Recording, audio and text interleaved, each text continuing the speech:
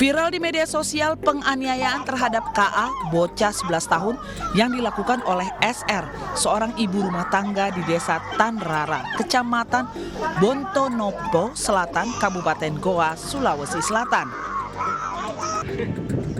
Diketahui korban dianiaya hingga dibanting oleh terduga pelaku karena dituduh mencuri uang sebanyak Rp1.200.000. Mengetahui kejadian ini, aparat Pospol Bontonopo Selatan langsung menuju lokasi dan mengamankan terduga pelaku untuk menjalani pemeriksaan di Unit Perlindungan Perempuan dan Anak PPA Polres Goa. Kepolisian untuk diambil keterangan. Jadi kronologis kejadian berawal, pelaku menuduh korban ini mengambil uangnya yang ada di rumah. Nah, kemudian karena emosi, kemudian mencari. Temukanlah korban berada di TKP dan disitulah aksi kekerasan dilakukan oleh warga tersebut, seorang ibu. Akibat penganiayaan ini, korban mengalami luka di bagian tubuhnya. Dari Kabupaten Goa, Sulawesi Selatan, Bukma, iNews melaporkan. Melaju dengan kecepatan tinggi, minibus tabrak 3 unit mobil dan 1 sepeda motor di Kota Bengkulu. Minibus tersebut baru berhenti setelah menghantam tiang listrik.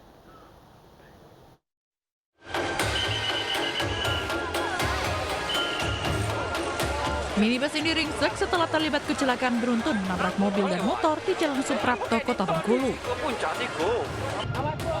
Seorang ibu-ibu yang berada di dalam mobil terluka akibat ditabrak dan dilarikan ke rumah sakit Bayangkara bersama korban lainnya yang mengalami luka-luka untuk mendapatkan perawatan medis. Kecelakaan ini melibatkan 3 kendaraan mobil dan 1 sepeda motor yang mengalami rusak berat. Kecelakaan ini berawal saat sebuah minibus yang dikendarai seorang pria menabrak sepeda motor di simpang Masjid Jami, Kota Bengkulu. Diduga panik, sang sopir terus memacu kendaraannya hingga hilang kendali dan menghantam 2 unit mobil dan sepeda motor hingga menabrak tiang listrik. Diketahui tadi itu melihat pengendara sepeda motor di jalan memerintihkan mobil yang sudah menabrak lari. Sudah dia nabrak di simpang Jami, dia pergi lagi menabrak lagi. Setelah menabrak lagi, pergi lagi, nabrak lagi. Akhirnya dia panik, berhentilah mobilnya dengan di Jalan Suprapto ini menabrak tiang listrik. Kecelakaan ini telah ditangani oleh unit Gakum Satlantas Polres Bengkulu. Pengemudi dan sejumlah saksi hingga kini masih menjalani pemeriksaan di unit Gakum Satlantas Polres Bengkulu. Dari Rejang Lebong, Bengkulu, Endro Dwirawan, iNews melapor. Seorang perawat yang tengah hamil menjadi korban begal di Kota Bekasi, Jawa Barat. Ia sempat ditendang hingga terjatuh sebelum kawanan begal melarikan motor milik korban.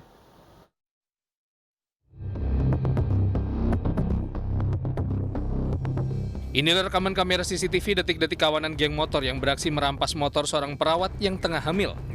Peristiwa ini terjadi di Jalan WR Supratman, Mustika Jaya, Kota Bekasi, Jawa Barat. Korbannya mengendarai motor seorang diri, tiba-tiba dipepet dan diadang para pelaku. Salah seorang pelaku bahkan menendang dan mengancam korban dengan senjata tajam.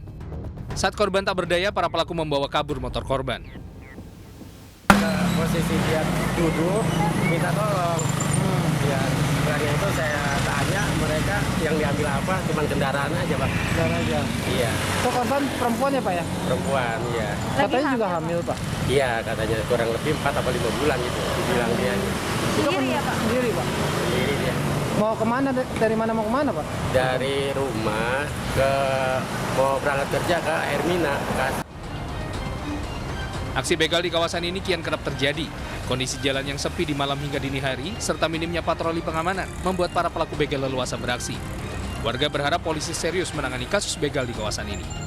Dari Bekasi, Jawa Barat, Rahmat Hidayat, iNews melaporkan.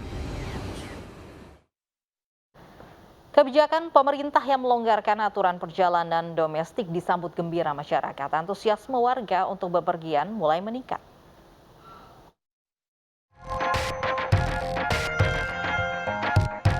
Mulai pada tanggal 9 Maret kemarin, masyarakat yang akan bepergian menggunakan moda transportasi kereta api di Stasiun Senen, Jakarta Pusat tidak perlu lagi menunjukkan hasil surat PCR atau antigen pada saat proses boarding.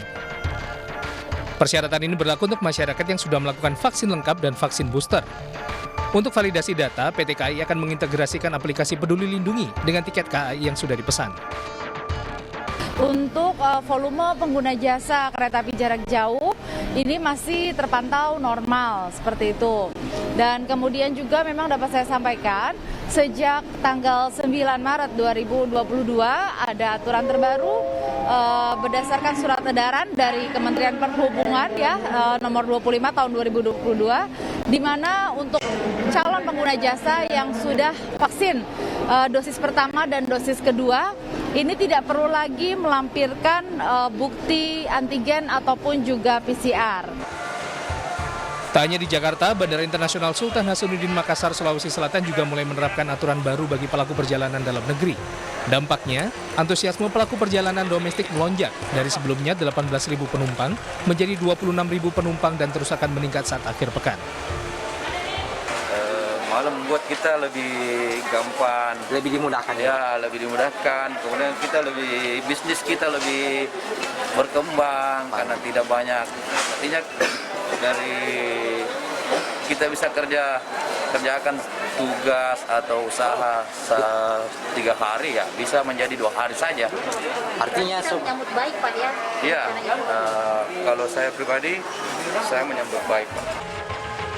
Meski demikian, pengelola bandara tetap mengimbau warga untuk menjaga kebersihan dan kesehatan, serta tidak bepergian saat kondisi fisik tidak menunjang. Tim Liputan iNews melaporkan.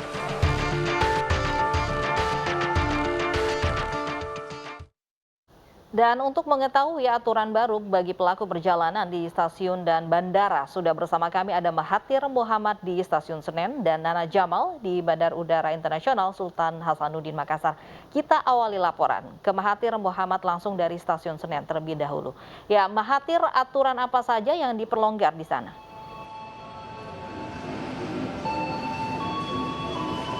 Ya, Lovi, untuk aturan apa saja yang dilonggarkan di Stasiun Senen Jakarta, bahwa kalau kondisi yang paling menarik menurut saya adalah biasanya di Stasiun Senen ini terjadi antrian untuk melakukan tes PCR dan juga tes antigen. Namun karena pelonggaran yang dilakukan oleh pemerintah pada tanggal 9 Maret yang lalu, bahwa dari antrian dari tes antigen yang ada di Stasiun Senen ini sudah mulai mengurang. Bahkan kami tidak melihat sama sekali adanya masyarakat atau calon penumpang dari kereta api jarak jauh ini melakukan tes antigen di Stasiun Pasar Senen. Jadi kalau untuk nominal harga masih sama 35.000, namun untuk tes PCR tetap diadakan. Karena kenapa? Nantinya apabila ada masyarakat atau calon penumpang yang mungkin belum melakukan vaksin lengkap atau booster, baru 1 kali vaksin, tetap diadakan tes PCR di Stasiun Senen. Tapi untuk suasana sendiri di Stasiun Senen seperti disampaikan tadi di paket sebelumnya oleh Ibu Eva Hairunisa, ini memang kalau jumlah penumpang masih cukup normal, yang ke 4.000-an, dan untuk jumlah gerbong juga tidak ditambah. Namun untuk kapasitas di dalam gerbong ini memang sudah sedikit dipertambah lagi. Jadi maksudnya bisa lebih banyak menampung dari calon penumpang yang menggunakan kereta api jarak jauh. Untuk domestik atau perjalanan darat ini yang memang banyak sekali ditujunya itu adalah Jawa Timur maupun Jawa Tengah yang memang menjadi destinasi utama atau destinasi yang menjadi paling banyak kalau menurut list yang kami lihat di belakang. Selain itu, Lovi, selain berada di Stasiun Pasar Senen, di bandara pun juga melakukan dari sistem yang sama, itu masyarakat tidak harus menunjukkan surat PCR atau antigen. Itu terjadi di Bandara Internasional Sultan Hasanuddin Makassar. Ada rekan kami, Nana Jamal di sana yang akan melaporkan untuk pemirsa dan juga Anda. Silakan. Iya, terima kasih Mahathir dari Bandara Sultan Hasanuddin Internasional Makassar. Di sini juga sudah tampak bahwa ada pelonggaran-pelonggaran khusus yang kemudian diberikan sejak adanya surat edaran resmi yang berlaku sejak tanggal 8 Maret 2022. Yang ada di belakang saya ini adalah tempat yang biasanya dituju oleh para penumpang yang akan melakukan validasi secara manual untuk melihat apakah mereka eligible atau layak untuk terbang atau tidak. Namun setelah adanya surat edaran dan mereka sudah melakukan vaksin dosis kedua, ini semakin memudahkan mereka. Tapi untuk lebih jelasnya lagi, apa saja pelonggaran-pelonggaran yang kemudian dilakukan di Bandara Sultan Hasanuddin ini, kami saat ini sudah bersama dengan General Manager Angkasa Pura I, ada Bapak Wahyudi. Assalamualaikum, selamat siang Pak. Sejak adanya surat edaran yang kemudian ini resmi dikeluarkan beberapa waktu lalu, apa saja pelonggaran yang kemudian dilakukan di Bandara Sultan Hasanuddin? Oke, terima kasih Mbak Nana. terkait kelonggaran yang diberikan kita sesuai dengan surat edaran nomor 21, yaitu bagi pengguna jasa bandar udara ataupun maskapai yang akan melakukan perjalanan melalui bandara itu harus menunjukkan vaksinasi dosis 1, dosis 2. Nah, bagi dosis 2 tidak diperlukan lagi pemeriksaan antigen maupun PCR. Jadi sebenarnya pemeriksaan tersebut dipindahkan menjadi satu di dalam aplikasi Peduli Lindungi. Ya, sekarang yang menjadi persyaratan utama adalah yaitu vaksinasi, bukan tentang antigen lagi. Sekarang vaksinasi, kalau sudah kita melakukan vaksinasi baik yang ke-1 maupun kedua, nah ini dapat melaksanakan perjalanan. Kalau untuk vaksin 1 masih menggunakan antigen maupun PCR. Apakah ada penambahan jumlah penumpang, Pak, setelah adanya surat edaran ini diberlakukan? Dari kemarin kita dari mulai hari Selasa sore ya kita sudah lakukan relaksasi terkait aturan sesuai dengan surat edaran nomor 21 ini. Ya, sudah nampak adanya perubahan jumlah pax atau penumpang ya, ada kenaikan sekitar 20% ya dibandingkan hari-hari sebelumnya yang masih menggunakan persyaratan dengan menggunakan antigen maupun PCR. Ada kebijakan lain mungkin Pak yang diberlakukan bagi para penumpang-penumpang yang mungkin belum mengetahui adanya sosialisasi seperti ini? Tetap kita juga menyediakan alat validasi ya secara manual ya, yang apabila masih teman-teman terlupakan biasanya mereka antri di sini, nah ini akan dilayani oleh teman-teman dari Angkasa Pura. Yang ada perubahan yaitu untuk terkait dengan kedatangan. Di kedatangan itu tidak lagi menggunakan pemeriksaan EHC, sudah langsung dengan menggunakan aplikasi Peduli Lindungi ini. Nah, untuk persiapan dari bandara sendiri Pak, karena ini kurang dari sebulan untuk menyambut datangnya bulan puasa, apakah ada persiapan khusus Pak? Persiapan khusus untuk menyambut bulan Ramadan ataupun Idul Fitri biasanya kita akan mengadakan posko Lebaran ya, yang fungsinya untuk membantu pengguna jasa bandar udara maupun maskapai dalam memerlukan informasi-informasi yang diperlukan bagi masyarakat di bandara. Baik, terima kasih banyak Pak atas waktunya, sehat selalu, dan pemirsa itu dia informasi yang bisa Anda dapatkan. Jadi bagi Anda yang ingin melakukan yang akan berangkat menggunakan pesawat domestik dengan tujuan domestik ini, Anda cukup melihat dari Peduli Lindungi Anda untuk melihat apakah Anda layak untuk terbang atau tidak. Demikian dari Makassar, Sulawesi Selatan. Baik, walaupun sudah ada relaksasi aturan perjalanan, namun tetap juga penumpang harus tetap pakai masker dan jangan abai prokes. Terima kasih Nana Jamal melaporkan langsung dari Makassar. Sebelumnya ada Mahathir Muhammad dari Stasiun Senen, Jakarta. Pemirsa, perkembangan COVID-19 di Indonesia menunjukkan kondisi jumlah kasus cepat naik, lalu turun dalam waktu yang relatif singkat. Bahkan saat ini, Indonesia kasus positif terus menurun setelah melewati puncak gelombang akibat varian Omikron sejak 20 Februari lalu. Maka pemerintah merombak syarat perjalanan menggunakan pesawat, kereta, dan komuter lain. Seperti perubahan syarat perjalanan dalam negeri, yang paling mencolok adalah tidak diperlukan lagi hasil negatif tes rapid antigen ataupun PCR bagi masyarakat yang telah vaksin COVID-19 dosis 2 dan 3. Nah, apakah kebijakan ini menjadi sinyal Indonesia kembali ke situasi normal? Sudah bersama kami ada Dewan Pakar Ikatan Ahli Kesehatan Masyarakat Indonesia, yakni Bapak Hermawan Saputra. Selamat siang Pak Hermawan. Selamat siang, Mbak Lovi. Assalamualaikum warahmatullahi wabarakatuh. Waalaikumsalam warahmatullahi wabarakatuh. Pak Hermawan, ini kebijakan yang mengarah pada relaksasi tentunya dari mulai bebas karantina di Bali hingga penghapusan syarat tes negatif. Apakah situasi COVID-19 saat ini relatif sudah bisa dikendalikan? Tentu kalau dari angka-angka epidemiologis belum terlihat terkendali ya. Secara umum kita memiliki kasus yang berkaitan dengan insiden ya, kasus harian masih cukup tinggi. Bahkan kasus kematian juga ratusan orang tiap hari. Case fatality rate kita masih di atas 2,6%. Angka juga positivity rate kita masih di atas 10%. Jadi secara epidemiologi kita belum bisa kita mengatakan sudah terkendali. Memang tren penurunan itu terjadi karena juga kesembuhan yang tinggi, tetapi bahwa juga ada upaya testing dan tracing yang harus kita tingkatkan, kapasitasnya ini harus kita lakukan dengan masif. Adapun pelonggaran-pelonggaran yang terjadi saat ini tentu saja harus kita lakukan dengan hati-hati. Kebertahapan itu penting agar tidak ada pelonggaran yang terlampau terbuka yang pada akhirnya bisa menjadi bumerang lagi untuk aktivitas sosial dan juga kesehatan kita, Mbak Lofi. Baik, oke. Relaksasi ini kan dilakukan aturannya itu untuk seluruh begitu ya, perjalanan domestik khususnya. Namun kita lihat ini ada PPKM yang masih level 4, contohnya di Jawa Tengah dan juga Yogyakarta ini. Bagaimana mengantisipasi agar laju COVID ini tidak naik? Kan kita memiliki protokol kesehatan yang 3M. Menggunakan masker, menjaga jarak, dan terbiasa mencuci tangan. Kalau 3M ini terus konsisten, maka pelonggaran di angkutan-angkutan publik seperti halnya kereta, kemudian angkutan darat, bus, dan juga angkutan udara, pesawat, dan lainnya, harusnya tetap ada physical distancing. Dengan adanya physical distancing, berarti volume tetap diatur. Intensitas keramaian dan kerumunan mampu kita hindari. Nah, ini yang kita harapkan. Tetapi kalau misalnya pembatasan itu tidak lagi fokus pada penjagaan jarak, nah ini memang ada hal yang terlampau gegabah ya.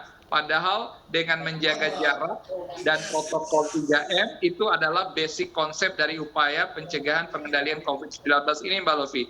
Maka itu harapan kita sebenarnya, baik pemerintah pusat maupun pemerintah daerah harus tetap melakukan kebertahapan. Walaupun tujuannya baik, memberi ruang relaksasi kepada perjalanan aktivitas sosial, pekerjaan, dan juga seni budaya, tetapi karena kasus aktif kita masih lebih dari 400.000 kasus, fatality rate kita juga masih tinggi, positivity rate kita masih tinggi, maka protokol kesehatan ini tetap menjadikan 3M menjadi kampanye utama. Kalau kita bicara 3M, berarti volume tetap diatur karena ada penjagaan jarak di dalamnya. Vaksinasi juga kita tetap harus kita gencarkan karena 70% yang dicapai vaksinasi saat ini bukan dari total populasi, tapi baru 70% dari target awal kurang lebih 208 juta penduduk Indonesia. Jadi masih banyak orang-orang yang belum divaksin lengkap dan juga masih lebih dari 10 juta orang dengan lansia dan faktor komorbid juga yang membutuhkan vaksinasi. Maka selama ini belum sempurna, community protection belum terbentuk, kehati-hatian dalam protokol kesehatan dan pengaturan aktivitas tetap harus diberlakukan secara bertahap, Mbak Lofi. Nggak bisa terlalu kita longgarkan dan bebaskan begitu saja. Baik, oke. Tapi ada pernyataan dari Kementerian Kesehatan bahwa cakupan vaksinasi yang di atas 70% itu artinya seluruh masyarakat Indonesia ini sudah bisa dikatakan terlindungi dari COVID-19. Rasanya belum ya. Kalau kita lihat 70% itu yang dicapai bukan pada total populasi, tapi pada total target awal. Pemerintah itu kan menetapkan target awal justru 70% dari total populasi. Penduduk kita kan ada 270 juta lebih. Dari 270 juta ini dihitung dikalkulasi pemerintah, target 208 juta lebih yang harus divaksin. Nah, dari angka 208 juta inilah yang sudah mencapai 70% vaksin untuk dosis kedua. Namun demikian, kalau kita bicara keseluruhan, artinya apakah sudah muncul herd immunity sebagai bagian dari tujuan vaksinasi massal ini, tentu saja belum seluruhnya. Maka itu proses ini tetap harus digencarkan sembari paralel dengan upaya mengoptimalkan cakupan vaksinasi, tetap protokol kesehatan itu juga harus tetap dijaga. Nah, ini yang akan mengawal kita agar transisi dari pandemi dengan suatu waktu kembali menjadi epidemi di Indonesia ini terkawal dengan baik atau kasusnya controllable, terkontrol dan terkendali. Ini yang menjadi harapan kita. Jangan sampai potensi kenaikan kasus itu masih terjadi karena beberapa negara lain di dunia juga masih terjadi kasus yang cukup tinggi, Mbak Lofi. Ada beberapa negara yang pada akhirnya oleh WHO juga status pandemi ini masih dievaluasi dari tataran global begitu. Baik. Jangan sampai memang ada beberapa negara yang melakukan relaksasi juga, begitu pandemi ke endemi malah laju COVID-nya naik. Nah, butuh berapa lama evaluasi terhadap relaksasi aturan perjalanan ini dikatakan berhasil? Saya pikir kuncinya antara bulan Maret hingga April nanti, terutama di bulan depan ya, nanti di bulan April. Karena bulan April harapan kita dengan adanya kenaikan kasus Omikron yang sejak Februari lalu hingga Maret saat ini, sebenarnya kita belajar bagaimana potensi kemunculan kasus baru, apakah akan ada varian baru, tetapi dengan puncaknya Omikron kita bisa melihat bagaimana status masyarakat kita yang sudah mendapatkan natural immunity dan juga berdasarkan vaksin atau kekebalan buatan. Nah, oleh karenanya kalau di April nanti kita bisa tetap tahan, sadar dan sabar untuk menerapkan protokol kesehatan, mestinya setelahnya itu kita akan lebih mudah melakukan relaksasi pelonggaran secara bertahap. Tetapi kalau sekarang terlalu cepat ya, sekarang masih di pekan kedua bulan Maret dengan kasus aktif masih lebih dari 420.000 kasus aktif, dan tentu saja ini kan fenomena gunung es. Nah, angka 400.000 kasus aktif ini adalah bongkahan kecil di bawah permukaan, bisa jauh lebih besar, dan ini masih sangat rawan kalau kita terlalu cepat untuk melonggarkan dan meniadakan protokol kesehatan yang 3M itu. Baik, kita harapkan juga kita dukung pemerintah berhasil dengan adanya aturan atau relaksasi aturan perjalanan ini menuju laju COVID yang terus menurun dan Indonesia bebas dari COVID-19. Terima kasih Pak Hermawan sudah bergabung bersama kami di Ainus Siang.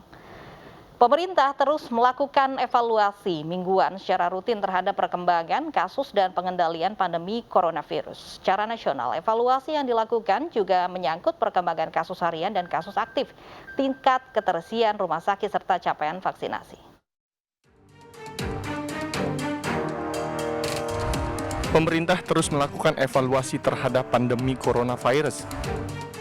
Upaya ini dilakukan untuk memantau efektivitas pelaksanaan kebijakan penanganan coronavirus serta mendorong upaya pemulihan ekonomi nasional. Usai rapat terbatas mengenai evaluasi PPKM secara virtual, Menko Bidang Perekonomian Airlangga Hartarto mengatakan tingkat reproduksi kasus aktif di Indonesia mengalami perbaikan dan menurun secara signifikan.